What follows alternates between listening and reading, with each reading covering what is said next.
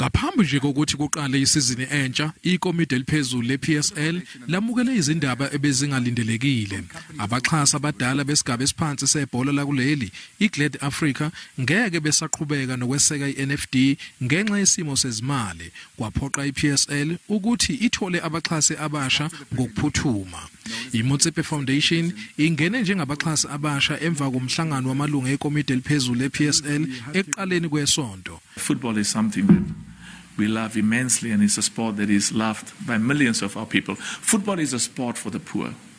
Le nhlangano ephinde yasekele ibhola labasakhula ezweni neyaziwa ngeK-Motsepe Schools Cup kuyisigaba esesithathu sebhola lakuleli. iABC Motsepe League nayo isizoba ingxenye yebhola lesigaba esikhokhelwayo okokuqala.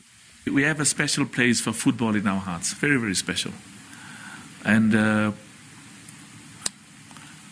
of course, part of our job is the promotion and advancement of football countrywide.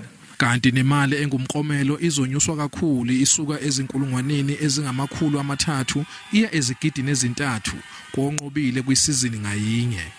I didn't tell anybody. I understood the role of that position with the championship plays in the value chain of our football. Leli komidi ethole labaxhasi beliphuthumisela nokuthi lingashawa isikhathi sokumenyezelwa kohlu lwemidlalo yesizini ka2022 to 2023 ngesonto elizayo. The sponsors are helping us, but they spend far more than the sponsors are paying us to make sure that the league becomes attractive, because we cannot produce teams, the Premier Division, that are not going to attract or increase the value proposition of the Premier League.